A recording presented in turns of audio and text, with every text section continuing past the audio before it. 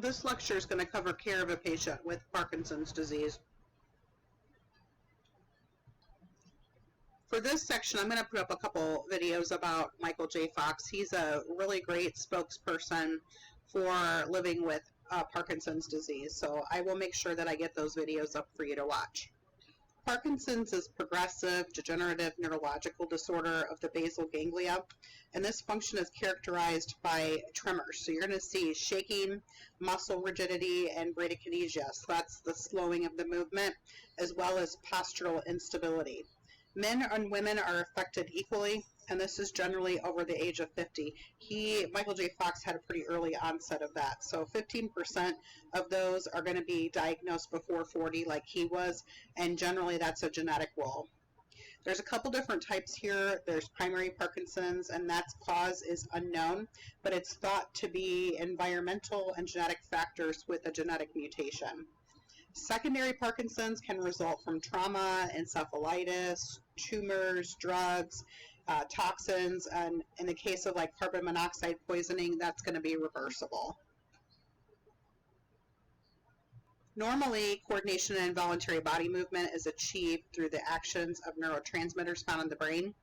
Parkinson's disturbance in these neurotransmitters causes disorders of voluntary motor function. The manifestations really start subtly. They might be feeling tired, moving more slowly, and they're going to have a slight tremor. So the tremors at rest, that's going to affect the hands, feet, neck, lips, and face, as well as the tongue. They will disappear with movement and sleep. This generally begins unilaterally, then becomes bilateral, affecting dexterity and motor skills like writing and eating. Rigidity that results from involuntary contraction of all the skeletal muscles makes both active and passive movement difficult. This increases resistance to passive range of motion. Although the extremity moves, it does so in a jerky motion. So that's what they call the cogwheel rigidity. The first sign of rigidity is going to be muscle cramps in the toes and hands, but usually stiffness, heaviness, or aching in the muscles. Bradykinesia, that's experienced as difficulty in starting, continuing, or coordinating movements. This involves all striated muscles like chewing, swallowing, speaking, walking, and it's characterized by slowed or delayed movements.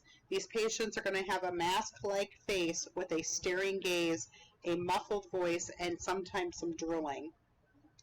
They could also have some akinesia, and that's going to be an absence of movement. They may look like they're frozen in place for long periods of time. Postural instability, that's an involuntary flexion of the head and shoulders. That means a person with Parkinson's disease cannot maintain an upright position of the trunk when standing or sitting even. This causes stooped, leaning forward position. These patients will take short, shuffled steps to maintain upright posture. And this really increases falling and injury. A lot of people with Parkinson's disease will fall quite a bit. ANS changes, they're going to have some constipation, urinary hesitancy, frequency, orthostatic hypotension, and eczema. Depression occurs in about half of these patients, and dementia in about 1/3. This includes memory loss, judgment issues, and slowed thinking, as well as an inability to form thoughts. And sleep disturbances, a lot of times they have a hard time falling asleep. These clients may also have some paranoia and some hallucinations accompanied by the dementia. Impaired communication due to changes in speech, handwriting, and expressions. Falls again, impaired balance, posture, and motor changes. Altered sleep, they have a loss of dopamine and the side effects of anticholinergics, as well as depression. Infections related to immobility, so think about pneumonia. Malnutrition due to dysphagia and an inability to prepare meals. Social isolation, sometimes they get embarrassed by those tremors. And skin breakdown and pressure ulcers from decreased movement and exercise. It could also have incontinence as well as malnutrition, which is going to increase the risk for skin breakdown. Depression and dementia are pathologies associated with Parkinson's disease. And bradyphrenia, that may also occur, which results in slowed thinking and a decreased ability to form thoughts, plan, and decide. Diagnosis of Parkinson's is primarily based on a physical exam and ruling out other causes. They want to make sure that something else is not causing the problem.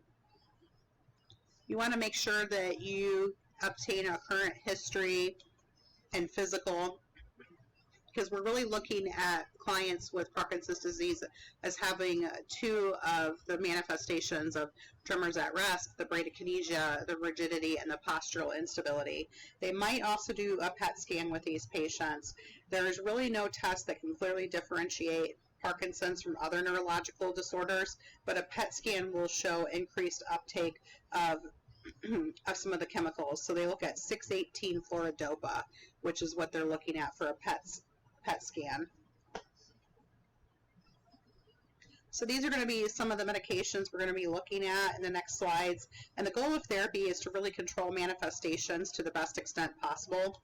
And generally, medications will vary with staging of the disease, and the response is very individualized. So some patients will take higher doses and more frequency than others.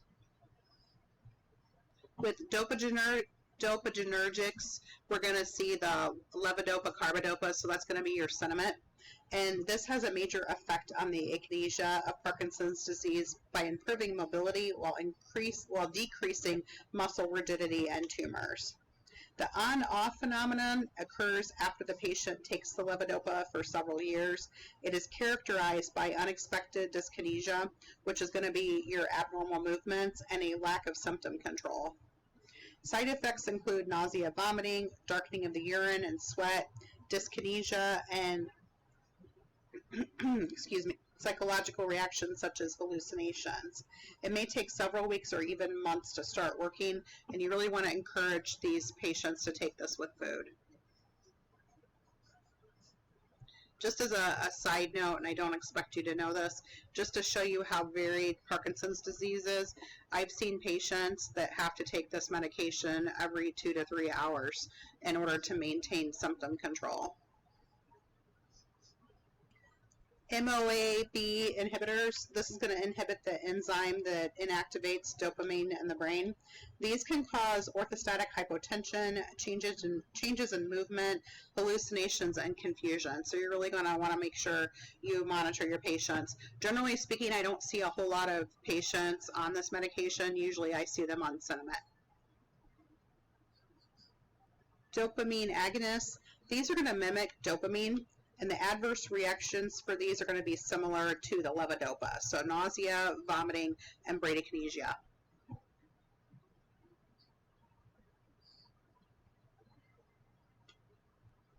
Anticholinergics, these are going to block excitatory action of neurotransmitters, acetylcholine, so they're going to induce drooling, tremors, and rigidity. You're going to monitor for side effects, including dry mouth, blurred vision, constipation, urinary retention, and tachycardia. Also monitor an LFT, liver function test. Give this with food, and this can cause orthostatic hypotension again. So they're going to educate your patients on raising slowly, getting up slowly, and don't abruptly stop taking these medications either. The thalamus receives all sensory messages from the spinal cord except those from the olfactory receptors. And this is all being done prior to being directed to the cerebrum sensory areas. The function of the thalamus is to sort and interpret these messages before relaying them to the appropriate neurons in the cerebrum. With deep brain stimulation, or DBS, an implanted pacer-like device is used to deliver mild electrical stimulation to block the brain impulses that are going to cause the tremors, the rigidity, and the stiffness. An insulated wire is surgically placed in the thalamus and connected to an implanted pulse generator near the clavicle. Important to note these because they're going to be in a little bit different place than a pacemaker, but a lot of times they get mistaken for that. For a pallidotomy, a surgeon's going to locate the affected areas of the globus pallidus and destroys the involved tissue. Stereotactic thalamotomy. That is an x-ray taken during neurosurgery to guide the insertion of the needle into a specific area of the brain. The surgeon then destroys a small amount of tissue, creating a lesion in the ventrolateral nucleus of the thalamus. And then there's also a fetal tissue implant, and that's going to be from a human or a pig. It's pretty controversial, but with this technique, new cells will grow and produce enough dopamine to restore some lost mobility.